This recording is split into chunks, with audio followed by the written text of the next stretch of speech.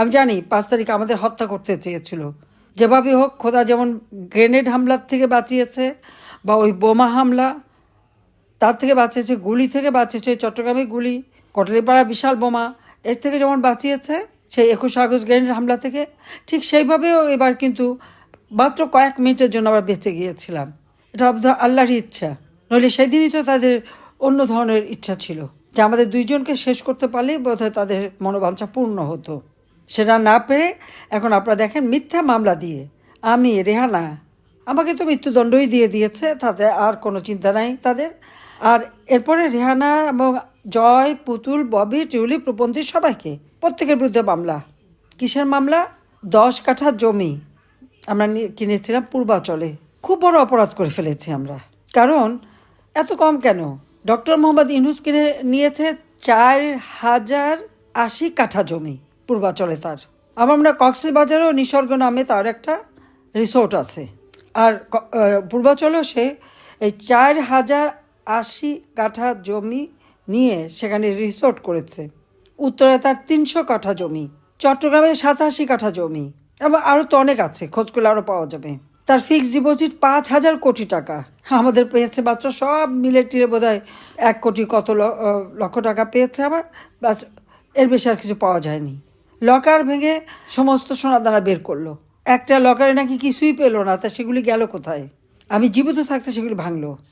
প্রধানমন্ত্রী হওয়ার পরে তো আমি লকার খুলিনি, যে প্রধানমন্ত্রী হয়ে সেখানে সোনাদানা রেখে এসেছি।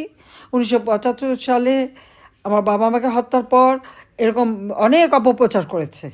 81 সালে আমি আসার পর ওই বাড়িটা 12ই জুন আমার হাতে যখন দেয়, তখন ওখানে যা সোনাদানা পেয়েছিল আমার হাতে দেয়, সেগুলি লকার নিয়ে আমি সেগুলি রাখি। এছাড়া পুতুলের বিয়ে বা জয়ের বিয়ের সময় যা উপহার টুপহার পেয়েছিল ওখানে তারা রেখে বিদেশে চলে যায়। সেইগুলি নিয়ে অনেক কিছু বলার চেষ্টা। তা আমরা তো একেবারে ফকির থেকে উঠে আসিনি। আমাদের পরিবার একটা ঐতিহ্যবাহী পরিবার। হ্যাঁ, আমরা হয়তো শোষা করি না, পড়ি না, ওসব দেখাই না। কারণ আমার আব্বা বলেছিলেন যে ওই দামি গহনা, দামি কাপড় পরে কাকে দেখাবে? যে দেশের মানুষ ভাত পায় না, পড়বে ছোটো ছোটো জিনিস পরবে, হালকা জিনিস পড়বে। আমরা সেই কথা মেনে চলি, আমরা ওগুলি শোষা করিনি, কখনোই না। আমরা সাদা সিধে জীবনযাপন আমার বাবা করে গেছেন, মা করে গেছেন, আমরা সেটাই বিশ্বাস করি, সেভাবেই চলি। সেখানেও নানা রকম কথা বলার চেষ্টা করেছে। আমি ধন্যবাদ জানাই, কৃতজ্ঞতা জানাই বাংলাদেশের মানুষের প্রতি, যে তারা অন্তত এগুলি, তাদের ওই অপপ্রচারগুলি বিশ্বাস করেনি। কিন্তু 6,000 টাকা বেতনের গ্রামীণ ব্যাংকের একজন ম্যানেজারের 5,000 কোটি টাকার ফিক্সড ডিপোজিট হয় কোথা থেকে? আর এত সম্পদ আসে কোথা থেকে? 4,080 কাঠা জমি পায় কোত্থেকে? সে কোথা থেকে এলো? সেই জবাবটা তো তাকে আগে দিতে হবে। আর তার এবং তার আত্মীয় স্বজন বা কাদের লকার মকার আছে কিনা সেগুলো আমরা খুঁজে দেখবো ভবিষ্যতে, ইনশাল্লাহ দিন আসবে। তা আমি এটুকুই বলবো যে আমি জানি আমাদের নেতাকর্মীরা খুবই কষ্টে আছে, চরম জুলুম চলছে, একটার পর একটা কারখানা বন্ধ। আওয়ামী লীগের নেতাদের কারখানা রাখবে না, পুড়িয়ে দিচ্ছে, মানুষ পুড়ে মারা যাচ্ছে, শ্রমিক বেকার হয়ে গেছে। বিদেশে আগে আমরা কর্মসংস্থান ব্যবস্থা করতাম, 25টা দেশ ভিসা বন্ধ করে দিয়েছে, বাংলাদেশ থেকে কাউকে নেয় না। গার্মেন্টস ইন্ডাস্ট্রির অর্ডার বিদেশে চলে যাচ্ছে। এই যে রোহিঙ্গাদের জন্য আমি থাকতে তো তাদের পুরো খাবার দাবারের ব্যবস্থা, ভালো একটা অনুদান আসতো, সেই অনুদান এখন কমতে কমতে এমন পর্যায়ে চলে গেছে যে তাদের 2 বেলা খাবার জোটানো মুশকিল। এখন কেউ সেই সহযোগিতা হাত বাড়ায় না। ডক্টর মোহাম্মদ ইউনূসের আমলে ওই রোহিঙ্গা থেকে শুরু করে আমাদের সাধারণ জনগণ থেকে শুরু করে সবাই আজকে চরম দুর্ভোগ পোহাচ্ছে। আর হামলা, মামলা, গুম, আওয়ামী লীগের হাজার হাজার নেতাকর্মীকে গুম করে ফেলেছে, তাদের কোনো খোঁজ পাওয়া যাচ্ছে না। এমন কোনো পরিবার নাই যে যেখানে আঘাত না করেছে। তারপরেও আমি আওয়ামী লীগের নেতাকর্মীকে ধন্যবাদ জানাই যে এত আঘাতের পরেও তারা ঘুরে দাঁড়িয়েছে। আজকে সকলকে ঐক্যবদ্ধ হতে হবে, এই দুঃশাসনের হাত থেকে দেশকে রক্ষা করতে হবে, এই জঙ্গি শাসনের হাত থেকে দেশকে রক্ষা করতে হবে। আজকে সমস্ত জঙ্গিদের কারাগার থেকে মুক্ত করে আওয়ামী লীগের নেতাকর্মী দিয়ে জেলখানা ভরে ফেলেছে। আমাদের কয়েক লক্ষ নেতাকর্মীর বিরুদ্ধে মামলা, এই হামলা, মামলা, গুম, খুন, এইগুলি হচ্ছে ইউনূসের বড় গুণ। আজকে দরিদ্রের হার বাড়িয়েছে, 6 কোটি মানুষ দরিদ্র সীমার নিচে চলে যাচ্ছে, যেখানে আমি 5 কোটি পরিবারকে নিম্নবিত্ত থেকে মধ্যবিত্ত উন্নত করেছিলাম, আজকে তারা আবার গরিব হয়ে যাচ্ছে। কেন এই দেশটাকে এইভাবে ধ্বংস করলো সেটা আমি বুঝি না। আমরা যেখানে রেখে এসেছিলাম সেখান থেকেও যদি দেশটা এগিয়ে নিয়ে যেত তাহলে তো এমনটা হতো না। আজকে সংস্কারের কি সংস্কার করবে? এমন সংস্কার করেছে যে আজকে দরিদ্রের হার বাড়িয়েছে।